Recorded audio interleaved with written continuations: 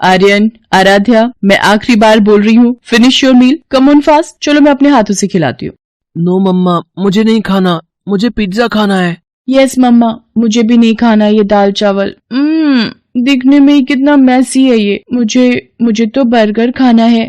No बेटा, junk food कभी कभी खा सकते हैं, बट रोज जंक फूड हमारी हेल्थ के लिए अच्छा नहीं होता। और आपको पता है ना, पापा अभी अभी ऑफिस से आए हैं, वो बहुत थके हुए हैं और आराम कर रहे हैं, तो आज हम बाहर नहीं जा सकते। ओके, यही खाना खाना होगा तुम दोनों को। एक बार खाकर तो देखो, बहुत टेस्टी है। आर्यन और आराध्या को घर का बना खाना बिल्कुल पसंद नहीं था। उन्हें किसी बात की कोई कमी नहीं थी। उनके पिता अभिलाष का शहर में बड़ा बिजनेस था। अभिलाष अपने दोनों बच्चों से बहुत प्यार करता था और उनकी हर जिद पूरी करता था। उस दिन भी जब आर्यन और आराध्या ने घर का खाना खाने से मना किया, तो अभिलाष तुरंत उन्हें खाने के लिए बाहर ले जाने लगा। ये देखकर उसकी पत्नी मालिनी ने उसे समझाया, सुनिए, आप ये गलत कर रहे हैं। बच्चों की जिद एक हद तक ही पूरी करनी चाहिए। आपको पता है इन दोनों की आदतें कितनी बिगड़ती जा रही हैं। दोनों घर का खाना चखने को भी तैयार नहीं है।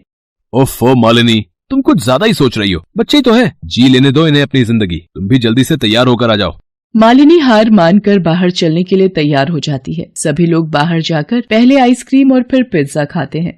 फिर कुछ देर बाद, आराध्या, जब तुमसे इतना बड़ा पिज्जा खाया नहीं जाता तो क्यों मंगवाया? जल्दी फिनिश करो, देर हो रही है। मम्मा, मेरा पेट भर गया है, अब मुझे नहीं खाना। ये बहुत गलत बात है बेटा, खाना ऐसे बर्बाद नहीं करना चाहिए। तुम्हें पता है कितने ऐसे बच्चे भी हैं जिन्हें पूरा दिन खाने को कुछ भी नहीं मिलता, और तुम ऐसे। मालिनी, अब बस भी करो। कोई बात नहीं आराध्या बेटा, आप ऐसा करो, ये पिज्जा अपने साथ ले लो, बाहर चलते हुए डस्टबिन में डाल देना। ओके। आराध्या जैसे ही उस पिज्जा को डस्टबिन में डालती है, अचानक दो गरीब से दिखने वाले बच्चे वो कूड़े में से उस पिज्जा को बाहर निकाल लेते हैं और उसे बड़े ही चाव से खाने लगते हैं। उन्हें इस तरह खाते देखकर आराध्या बोलती है, ओह माय गॉड, देखो जरा कितने गंदे हैं ये लोग। डस्टबिन से उठाकर खा रहे हैं। छी, और इनके कपड़े भी कितने गंदे हैं, और ये खुद भी कितने गंदे हैं। नो आराध्या, ऐसा नहीं कहते, वो गरीब है बेचारे। तुमने जो पिज्जा बर्बाद करके डस्टबिन में डाल दिया, वो इन बेचारों को देखना भी नसीब नहीं हो पाता होगा शायद। अंदर मैं तुम्हें यही समझाने की कोशिश कर रही थी बेटा। बट मम्मा, कोई इतना गरीब कैसे हो सकता है कि उसके पास खाने के लिए कुछ भी ना हो और उसे डस्टबिन से उठाकर खाना पड़े? सब वक्त की बात है बेटा, सब लोग आपकी तरह लकी नहीं होते। इसीलिए हमारे पास जो है, हमें हमेशा उसकी कद्र करनी चाहिए, कुछ भी वेस्ट नहीं करना चाहिए। सभी लोग गाड़ी में बैठकर घर के लिए चल पड़ते हैं। वो सभी कुछ दूर तक ही पहुंचे थे कि अचानक उनकी गाड़ी का टायर पंचर हो जाता है। वो सभी सुनसान हाईवे पर थे और रात काफी हो चुकी थी। अभिलाष गाड़ी का टायर बदल ही रहा था कि अचानक दो गुंडों ने उन पर हमला कर दिया। दरअसल इन गुंडों ने ही रास्ते में कीलें बिछा दी थी, जिनकी वजह से अभिलाष की गाड़ी का टायर पंचर हुआ। वो चाकू दिखाकर अभिलाष और मालिनी से उनका सारा कीमती सामान मांगने लगे। आर्यन और आराध्या डर के मारे रोने लगे। ये देखकर दोनों गुंडे घबरा गए। वो बच्चों पर हमला करने ही वाले थे कि अचानक उन्हीं पर किसी ने हमला कर दिया। कोई उन पर पीछे से लगातार पत्थर फेंक रहा था। गुंडे कुछ समझ नहीं पाए और डर कर वहाँ से भाग खड़े हुए। मालिनी ने देखा कि गुंडों को भगाने वाले और कोई नहीं बल्कि वही दो बच्चे थे जो पिज्जा शॉप के बाहर दिखे थे। उन दोनों का नाम राजू और पिंकी था। मालिनी ने उन दोनों से कहा, शुक्रिया बच्चों, तुम लोग अगर सही वक्त पर नहीं आते तो पता नहीं क्या हो जाता। अरे आंटी, आप डरिए मत, अब वो दोनों वापस आने की हिम्मत नहीं करेंगे। और वैसे भी आज आप लोगों की वजह से ही हमें पहली बार पिज्जा खाने को मिला है। शुक्रिया तो हमें कहना चाहिए आपसे। मालिनी मुस्कुराकर उनके सिर पर हाथ फेरती है। अभिलाष गाड़ी का टायर बदलने की कोशिश करता है, लेकिन तभी उसे पता चलता है कि गाड़ी का एक नहीं बल्कि आगे के दोनों टायर पंचर थे। रात काफी हो चुकी थी। अभिलाष और उसका पूरा परिवार हाईवे पर फंस गए थे। उनका घर भी वहाँ से काफी दूर था। उसके फोन में भी नेटवर्क नहीं आ रहा था। उन्हें परेशान देखकर पिंकी ने उनसे कहा, साहब, रात बहुत हो गई है, इस वक्त यहाँ रहना ठीक नहीं है। यहाँ कई लुटेरे रात को ताक लगाकर बैठे रहते हैं। हमारा घर पास में ही है, आप लोग वहाँ चल सकते हैं। क्या तुम्हारे घर? नहीं नहीं, ठीक है हम। मुझे लगता है ये बच्चे सही कह रहे हैं, हमें रात भर यहाँ ऐसे नहीं रहना चाहिए। इनके घर ही चलना ठीक रहेगा। अभिलाष मालिनी की बात मान लेता है और फिर सभी लोग राजू और पिंकी के घर जाते हैं। राजू और पिंकी के पास घर के नाम पर एक टूटी फूटी झोपड़ी थी जो हाईवे के किनारे पर ही थी। राजू और पिंकी अपनी माँ शीला के साथ उसमें रहते थे। शीला देख नहीं सकती थी। राजू और पिंकी जाते ही उसके गले लग जाते हैं। शीला उनसे कहती है, राजू, पिंकी, आ गए तुम दोनों? इतनी देर कैसे हो गई बेटा? तुम दोनों की चिंता हो रही थी मुझे। कुछ नहीं माँ, ये सब छोड़ो। ये देखो आज हम तुम्हारे लिए क्या लेकर आए हैं। इतना कहकर राजू उसे पिज्जा का एक टुकड़ा शीला को खिलाने लगता है जिसे आराध्या ने फेंका था। ये सब देखकर आराध्या बोलती है, छी, ये तो वही पिज्जा है ना जो मैंने। आराध्या चुप हो जाओ। मालिनी और आराध्या की आवाज सुनकर शीला चौंक जाती है और उनके बारे में पूछती है। राजू उसे सारी बात बताता है। फिर शीला उनसे कहती है, बहुत अच्छा किया बेटा जो इन्हें यहाँ ले आया। मेम साहब, हमारी झोपड़ी आपके लायक तो नहीं, पर हाईवे पर रात के वक्त रहना ठीक नहीं है। बस किसी तरह रात काट लो। जी बहुत बहुत शुक्रिया आपका, हमें अपने घर में जगह देने के लिए। सच में आप और आपके बच्चे बहुत अच्छे हैं, लेकिन आप लोग यहाँ अकेले, आपके पति वो कहाँ हैं? वो तो हमें बहुत पहले अकेले छोड़कर चले गए। इसी हाईवे पर एक हादसे में उनकी मौत हो गई थी और मैंने अपनी आंखें खो दी। तब से मैं और मेरे दोनों बच्चे बेसहारा हो गए और 2 वक्त के खाने के लिए भी मेरे बच्चों को इधर उधर भटकना पड़ता है।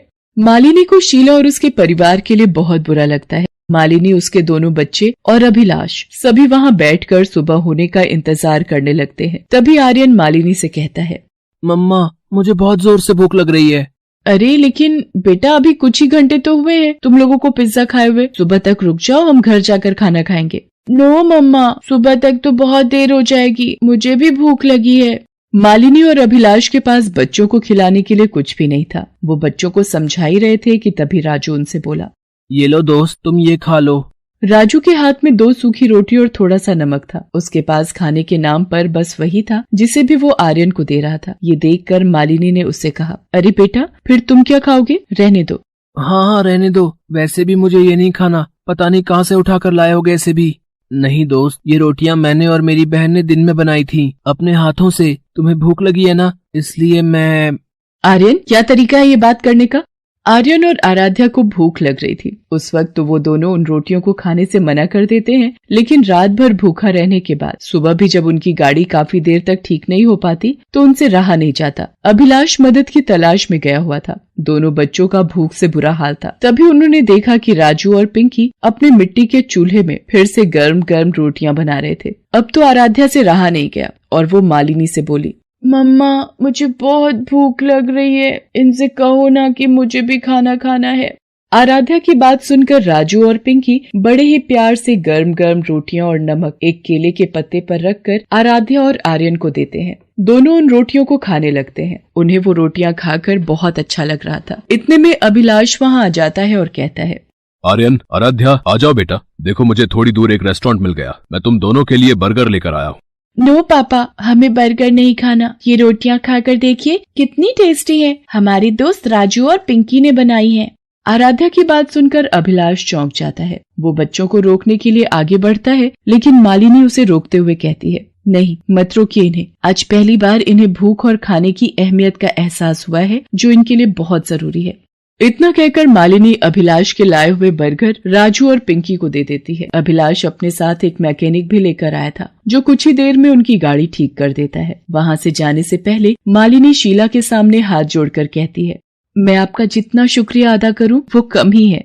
नहीं नहीं मेम साहब, भले ही हम गरीब हैं, लेकिन इंसान होने के नाते इंसानियत दिखाना हमारा फर्ज है। शीला की बात सुनकर मालिनी और अभिलाष को बहुत अच्छा लगता है। वो शीला और उसके परिवार की मदद करने का फैसला कर लेते हैं। वो जब भी वहाँ से गुजरते, राजू और पिंकी के लिए हमेशा खाने की बढ़िया बढ़िया चीजें लेकर आते। दूसरी तरफ आर्यन और आराध्या भी अब बदल गए थे। राजू और पिंकी उनके दोस्त थे और घर का बना खाना अब उनके लिए पिज्जा बर्गर से ज्यादा टेस्टी था। अज्जू, अब बस भी कर, कितना रोएगा? रो नहीं तो क्या करूं? मुझे ये बताओ, आप मेरे भाई हो या उस किशन के? आपने मेरी बॉल उसे क्यों दे दी? अज्जू, वो बॉल उसी की थी, तूने उससे छीनी थी। ये तो गलत है ना? तो क्या हुआ? मैंने छीनी थी तो वो मेरी हो गई ना। और वैसे भी वो किशन बॉल से कैसे खेलते हैं उसे तो ये भी नहीं पता। नहीं अज्जू, हमेशा याद रखना, कोई भी चीज किसी से छीन लेने से वो तुम्हारी नहीं हो जाती। तू परेशान क्यों होता है? मैं तेरी और किशन की दोस्ती करवा दूंगा। नहीं, रहने दो भैया, अब तो मुझे मेरी नई बॉल चाहिए। इतना कहकर अजय वहाँ से चला जाता है। विजय बड़ा भाई था और अजय को अच्छी और सही बातें सिखाता था। लेकिन अजय को तो हमेशा अपने मन की ही करनी थी। पिता के देहांत के बाद अचानक ही विजय पर घर चलाने की जिम्मेदारी आ गई, जिस वजह से उसे अपनी पढ़ाई बीच में ही छोड़नी पड़ी।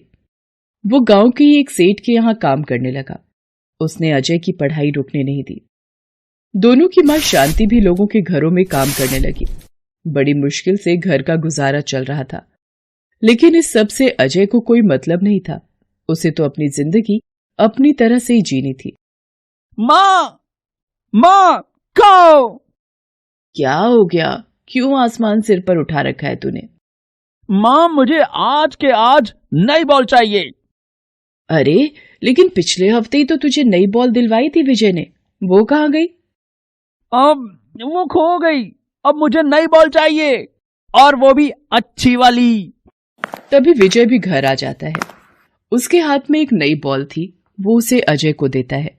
अजय उस बॉल को लेकर विजय से बिना कुछ कहे वहां से चला जाता है। उसके जाने के बाद शांति विजय से कहती है, विजय बेटा, इसका दिमाग इतना खराब मत कर। तू सारा दिन मेहनत करता है और ये। कोई बात नहीं माँ, अभी छोटा है, समझ जाएगा। ऐसे ही वक्त गुजरता गया। विजय ने कड़ी मेहनत से अब खुद का एक ढाबा खोल लिया था। घर खर्च के साथ साथ वो अजय की पढ़ाई का भी सारा खर्च उठा रहा था। फिर एक दिन, भैया, वो मुझे आपसे कुछ बात करनी थी। हाँ अज्जू, बोलो ना। भैया, मुझे एमबीए करना है। शहर में एक बहुत ही अच्छा कॉलेज है। मेरे दोस्त के पापा की वहां अच्छी जान पहचान है। मेरा एडमिशन आराम से हो जाएगा, बस थोड़ा फंड जमा करना होगा। अच्छा, कितने पैसे लगेंगे? ये कोई 4-5 लाख। क्या, इतने पैसे? लेकिन अज्जू। भैया, मुझे पता है आपके पास पैसे हैं, बस आप मुझ पर खर्च करना नहीं चाहते। अजय, ये क्या तरीका है अपने बड़े भाई से बात करने का? तुझे ये तो पता है कि उसके पास पैसे हैं, लेकिन वो पैसे कमाने में इसने कितनी मेहनत की है इसका तुझे एहसास भी है? इसका सपना है कि अपने ढाबे को एक अच्छे होटल में बदले, इसलिए कितने सालों से पाई पाई जोड़ी है इसने। तुझे जो करना है अपने दम पर कर। नहीं माँ, ऐसा मत कहो। ये मुझसे नहीं कहेगा तो किससे कहेगा? कोई बात नहीं अज्जू, तू जाकर सारी बात कर ले। पैसों की चिंता मत कर। एक बार तेरी अच्छी नौकरी लग जाए, फिर तो सारे सपने पूरे हो ही जाने हैं। शांति के मना करने के बावजूद विजय अपने जोड़े हुए सारे पैसे अजय के एडमिशन के लिए खर्च कर देता है और आगे भी अजय के सारे खर्च उठाता है। अजय को एमबीए के बाद कॉलेज प्लेसमेंट से एक बड़ी कंपनी में अच्छी नौकरी मिल जाती है। ये सुनकर विजय बहुत खुश था। उसे उम्मीद थी कि अब घर के खर्च में अजय भी उसका हाथ बटाएगा। अज्जू, तू घर कब आ रहा है? सुन, मैंने तुझसे कहा था कि शहर में कोई अच्छा डॉक्टर देख के बताना। माँ की हालत बिगड़ रही है। ओफो भैया, अब मैं जॉब करूं या ये सब करूं, मेरे पास सांस लेने तक की फुर्सत नहीं है। आप वहीं पर देख लो ना, और मैं फिलहाल घर नहीं आ पाऊंगा, बहुत बिजी हूं मैं। ये कहकर अजय फोन काट देता है। साथ ही वो उम्मीद भी तोड़ देता है जो विजय उससे लगाकर बैठा था। ऐसे ही वक्त बीतता गया। अजय ने कभी विजय और अपनी माँ की मदद करने के बारे में नहीं सोचा। उसने शहर में अपने बॉस की बेटी से शादी कर ली और शादी में मिले फ्लैट में आराम से रहने लगा। विजय का भी अब अपना परिवार था। पत्नी विभा और 2 बच्चों के साथ वो अपनी माँ शांति की भी जिम्मेदारी उठा रहा था। फिर एक दिन, विजय बेटा, अब लगता है ज्यादा दिन नहीं है मेरे पास। अज्जू को बुला ला बेटा। जाते जाते एक बार उसका चेहरा देखना चाहती। विजय अजय को फोन लगाता है, लेकिन अजय एक बार भी उसका फोन नहीं उठाता। हार मानकर विजय खुद उसे लेने उसके घर पहुंच जाता है। अरे भैया, आपको यहां आने की क्या जरूरत पड़ गई? जरूरत थी तभी तो आया हूं। माँ की हालत ठीक नहीं है, वो तुझसे मिलना चाहती है। तू और निधि जल्दी चलो मेरे साथ। इतने में अजय की पत्नी निधि कमरे से बाहर आती है और कहती है, अजय, मैं तो नहीं चल पाऊंगी। तुम्हें तो पता ही है ना, मुझसे बिना एसी के रहा नहीं जाता। और वैसे भी नेक्स्ट वीक कंपनी का इवेंट भी तो है। इतने इंपॉर्टेंट टाइम में तुम कैसे जा सकते हो? हाँ भैया, निधि बिल्कुल ठीक कह रही है, मैं नहीं आ पाऊंगा। अज्जू, तेरा दिमाग तो ठीक है। तू इतना बड़ा आदमी हो गया कि तेरे लिए ये सब मां से भी जरूरी हो गया है। बस भैया, मां का बहाना बनाकर आप मुझे मत सुनाओ। और ये अज्जू क्या है? मेरा नाम अजय है। मेरी यहां क्या रेपुटेशन है आपको क्या पता? यहां आपका वो सस्ता ढाबा नहीं है, मल्टीनेशनल कंपनी है जिसे मैं संभालता हूं। मैं अपने काम को सीरियसली लेता हूं, इसलिए आज मैं कहां हूं और आप कहां, खुद ही देख लीजिए। आपकी लाइफ स्टाइल और मेरी लाइफ स्टाइल में कितना अंतर है, ये तो आपको दिख ही रहा होगा। दिख रहा है, आज सब दिख रहा है मुझे। विजय अपनी आंखों के आंसू पोंछते हुए वहां से वापस अपने घर की तरफ लौट जाता है। उसकी बची खुची उम्मीद भी अब खत्म हो चुकी थी। शांति बीमारी से लड़ते हुए जल्दी ही दुनिया को अलविदा कह देती है। अब अजय और विजय के रास्ते बिल्कुल अलग थे। अमीरी के घमंड में अजय वो सब करता गया जो उसे नहीं करना चाहिए था। उसने अपने ही ससुर की कंपनी को धोखे से अपने नाम करने की कोशिश की। ये धोखा निधि को भी बर्दाश्त नहीं हुआ और वो अजय को छोड़कर चली गई। अजय के ससुर ने उस पर फ्रॉड का केस कर दिया। अजय को लग रहा था कि उसे कोई नहीं हरा सकता, लेकिन वो गलत था। कोर्ट में वो केस हार गया। अब ना तो उसके पास पैसे थे और ना ही रहने के लिए आलीशान घर। अजय जहां भी नौकरी की उम्मीद लेकर जाता, उसे एक ही जवाब मिलता था। देखिए, आपकी क्वालिफिकेशन तो ठीक है, लेकिन आपका नाम मार्केट में इतना खराब हो चुका है कि हम कोई रिस्क नहीं ले सकते। लेकिन सर, मैं काबिल हूं। मैंने इतनी बड़ी कंपनी को अपने दम पर चलाया है। आपकी कंपनी? किसी की कंपनी छीन लेने से वो आपकी नहीं हो जाती मिस्टर अजय। ये वही सीख थी जो विजय ने बचपन में अजय को दी थी, जो अजय को तब तो समझ नहीं आई, लेकिन अब आ गई थी। उसे एहसास हो गया था कि वो हमेशा से गलत था। इतने सालों में पहली बार उसे घर की याद आ रही थी, और अपने भाई विजय की भी। वो तुरंत अपना सामान लेकर अपने गांव पहुंचा, लेकिन उसका गांव अब पहले जैसा नहीं था। गांव में पक्की सड़क थी, अच्छे मकान थे और खास तौर पर हर जगह एक बड़े होटल के इश्तेहार लगे हुए थे। उस होटल के इश्तेहार के साथ हर जगह विजय की फोटो भी लगी हुई थी। अजय ये सब देखकर चौंक गया। उसने एक गांव वाले से इस सब के बारे में पूछा तो उसे पता चला। भैया, ये तो हमारे विजय भैया हैं। हमारे गांव की तो काया ही पलट दी विजय भैया ने। कई साल पहले ढाबा चलाते थे, फिर अपनी मेहनत से उस ढाबे को इतना बढ़िया होटल बना दिया इन्होंने कि दूर दूर से लोग यहां आने लगे। लोग आए तो गांव के लोगों को भी दूसरे रोजगार मिला और सबके दिन संवर गए। ये सब जानकर अजय और भी शर्मिंदा हो गया। वो तुरंत अपने घर पहुंचा, लेकिन वहां पहुंचकर भी वो हैरान रह गया। उसका घर अब पहले जैसा नहीं था। वो तो एक आलीशान हवेली थी। नौकर चाकर घूम रहे थे और तभी उसने सामने से विजय को आते हुए देखा। स्वागत है मिस्टर अजय, कहिए क्या सेवा कर सकता हूं आपकी? भैया, मुझे माफ कर दीजिए भैया। मुझे समझ आ गया है कि मैं कितना गलत था। मुझे मेरे किए की सजा मिल गई है। पैसों की चमक ने मुझे अंधा बना दिया था भैया। इतना कहकर अजय रोने लगता है। विजय उसके पास जाकर उसके कंधे पर हाथ रखते हुए कहता है, मुझे खुशी है कि मैंने जिस अज्जू को भेजा था, आज वही वापस आया है मेरे पास, शहर के घमंडी अजय को वहीं पर छोड़कर। मुझे कल भी तेरी जरूरत थी और आज भी तेरी जरूरत है मेरे भाई। विजय ने अजय को दिल से माफ कर दिया था। उसने अजय को गले से लगा लिया और इसी के साथ दोनों भाइयों के बीच वो लकीर भी मिट गई थी जो अजय ने अपनी अमीरी के घमंड में आकर खींची थी।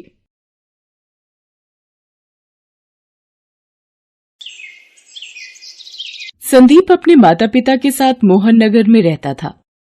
संदीप के पिता हरिराम एक होटल में बर्तन धोने का काम करते थे। संदीप की मां कमला घरों में झाड़ू पोछे का काम करती थी। संदीप एक गरीब परिवार का लड़का था। पास के ही सरकारी स्कूल में वो 4th कक्षा में पढ़ रहा था। संदीप अक्सर स्कूल के कुछ बच्चों को अपना जन्मदिन स्कूल में मनाते देखता था। स्कूल के बच्चे अपने जन्मदिन पर कक्षा में टॉफी और बिस्कुट बांटा करते थे। संदीप उन बच्चों को देखकर यही सोचता था कि उसका तो कभी जन्मदिन आता ही नहीं। एक बार संदीप की कक्षा में पढ़ रहे एक बच्चे का जन्मदिन था।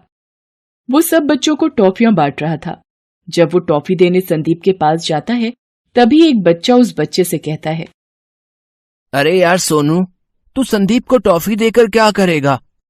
ये हम सबसे तो अपने जन्मदिन पर टॉफी खा लेता है, पर आज तक इसने अपना जन्मदिन कभी नहीं मनाया। हम सबको टॉफी खिलाने के खर्चे से बचना चाहता है ये संदीप। कोई बात नहीं मन्नू, इसको खाने दे टॉफी। संदीप को अपना जन्मदिन ही नहीं पता कि इसका जन्मदिन कब आता है, इसलिए हमारे जन्मदिन पर टॉफी बिस्कुट के मजे उड़ाता है। कक्षा के सभी बच्चे हंसने लगते हैं। संदीप उदास हो जाता है। वो स्कूल से घर आता है तो उसकी माँ कहती है, क्या बात है संदीप, आज इतना मुंह लटकाए हुए क्यों आ रहे हो? माँ, मेरे स्कूल के सब दोस्त अपना जन्मदिन मनाते हैं, पर मैं अपना जन्मदिन क्यों नहीं मनाता? मेरा जन्मदिन कब आता है माँ? मेरे सब दोस्त मेरा मजाक उड़ाते हैं कि मैं अपना जन्मदिन कभी नहीं मनाता। संदीप, ये जन्मदिन वगैरह पैसे वाले लोगों के घर ही मनाए जाते हैं। हम गरीब लोगों का कोई जन्मदिन नहीं होता बेटा। हम कोई पढ़े लिखे माँ बाप तो है नहीं। तुम्हारे पैदा होने का दिन न तुम्हारी माँ को याद है और न ही मुझे। संदीप बेटा, चल अब ये जन्मदिन वगैरह की बातें छोड़, आजा रोटी खा ले। संदीप उदास मन से रोटी खाने लगता है, पर उसके मन में अब ये बात घर कर गई थी कि गरीब लोग जन्मदिन नहीं मनाते। गरीब का जन्मदिन नहीं होता। धीरे धीरे समय बीतता रहा। संदीप अब बड़ा हो चुका था। संदीप की मां ने उम्र के साथ अब घरों में काम करना छोड़ दिया था। संदीप के पिता भी अब होटल का काम छोड़कर घर के पास में ही सब्जी का ठेला लगाने लगे थे। एक दिन हरिराम सब्जी का ठेला लगा रहा होता है। उसके पास वही होटल का मालिक आता है जहां हरिराम पहले बर्तन धोने का काम किया करता था। अरे हरिराम, सब्जी का ठेला लगाने लगे हो? हैं? अच्छी बात है। शरीर चलता रहना चाहिए और मेहनत करने में क्या हर्ज है कि नहीं? अच्छा लाओ, 2 किलो आलू और 2 किलो टमाटर तोल दो। अभी देता हूं साहब। बड़ी खुशी हुई आपको इतने समय के बाद देखकर। अरे हरिराम, तुम्हारा एक बेटा भी था ना संदीप, अब तो बड़ा हो गया होगा। आजकल क्या कर रहा है? कुछ नहीं मालिक, अभी 12वीं पास की है उसने, तो घर पर ही है। अब कॉलेज की पढ़ाई के लिए पैसे भी तो चाहिए, इसलिए अभी पढ़ाई रोक दी है उसने। उसे भी कहीं किसी दुकान पर कोई काम मिल जाए तो घर खर्च में आसानी हो जाएगी और पैसे कमाकर आगे की पढ़ाई भी कर लेगा। अच्छा, तो ये बात है। अच्छा, एक काम करो, मैंने बड़े बाजार में एक नई बेकरी खोली है, तो मुझे वहां पर एक लड़के की जरूरत है जो बेकरी की देखभाल भी कर सके और लोगों के घरों तक ऑर्डर भी पहुंचा सके। तुम चाहो तो कल से ही संदीप को नौकरी पर भेज सकते हो। 8,000 रुपए महीना की तनख्वाह पर रख लूंगा। क्यों, सही रहेगा ना तुम्हारे लिए भी? ये तो बहुत अच्छी बात हो जाएगी मालिक। मैं कल ही संदीप को आपकी बेकरी पर भेज देता हूं। अगले दिन से संदीप हरिराम के कहने पर बेकरी शॉप पर काम करने लग जाता है। बेकरी का मालिक नारायण सभी ऑर्डर की डिलीवरी के लिए अब संदीप को ही भेजता था। नारायण की बेकरी के केक और पेस्ट्री बहुत ही मशहूर थे। किसी के जन्मदिन की पार्टी हो या शादी की सालगिरह, हर कोई नारायण की बेकरी से ही केक ऑर्डर करता था। एक दिन नारायण संदीप को बुलाता है। संदीप, अरे ये ऑर्डर पहुंचाना है ठीक 5 बजे तक। जन्मदिन की पार्टी है तो 6 बजे तक केक काटने के लिए उन लोगों ने टाइम रखा है ना? तो हमें जो है 5 बजे तक ऑर्डर पहुंचाने के लिए कहा गया है। ये घर का पता है, ठीक समय पर डिलीवरी पहुंचा देना, ठीक है? संदीप केक का ऑर्डर देने के लिए निकल जाता है। वो जैसे ही आधे रास्ते पहुंचता है, उसकी माँ का फोन आता है। संदीप बेटा, तेरे पिताजी को पता नहीं क्या हो गया है। सब्जी के ठेले पर थे तो बेहोश हो गए। एक आदमी उन्हें छोड़ कर गया है, अभी भी बेहोशी की हालत में है। डॉक्टर को बुलाना होगा बेटा, तू जल्दी घर आ जा। माँ की बात सुनकर संदीप घबरा जाता है। उसे केक का ऑर्डर भी समय पर पहुंचाना होता है, पर वो क्या करे, उसे कुछ समझ नहीं आ रहा होता। उसे केक भी समय पर पहुंचाना होता है, पर उसका घर पहुंचना बहुत जरूरी था। संदीप की माँ घर में अकेली थी और पिताजी की तबीयत बिगड़ती जा रही थी। संदीप घर की तरफ निकल गया। संदीप सीधा डॉक्टर को लेता हुआ ही घर गया। डॉक्टर ने संदीप के पिता का चेकअप किया और कुछ दवाइयां लेकर संदीप को दी और संदीप के पिता को कुछ दिन आराम करने के लिए कहा। संदीप ने डॉक्टर द्वारा बताई गई दवाइयां लाकर अपने पिताजी को दी और कुछ समय पश्चात जब वो होश में आ गए तो संदीप ने अपनी माँ से कहा, माँ, डॉक्टर ने कहा है पिताजी कमजोरी की वजह से बेहोश हो गए थे। धीरे धीरे दवाइयों से ठीक हो जाएंगे। आप पिताजी के पास बैठो, मैं थोड़ी देर में आता हूँ। मुझे एक ऑर्डर का केक पहुंचाना है, बहुत जरूरी। संदीप केक लेकर जल्दी जल्दी नारायण के दिए पते पर पहुंचता है। संदीप घबरा जाता है कि जिनका ऑर्डर है कहीं वो लोग गुस्से में आकर नारायण को फोन न कर दे, कहीं नारायण उसे नौकरी से न निकाल दे। ये सब ख्याल संदीप के मन में आ रहे थे क्योंकि नारायण के भी बार बार फोन आ रहे होते हैं, पर पिताजी की तबीयत को देखते हुए संदीप नारायण के फोन को नहीं उठा पाता। संदीप थोड़ा घबराया हुआ केक लेकर घर के दरवाजे पर पहुंचता है। जी, आपका केक का ऑर्डर था। सॉरी, थोड़ा लेट हो गया। वो मेरे। कोई बात नहीं बेटे, वैसे भी मेहमान थोड़ा लेट ही आते हैं।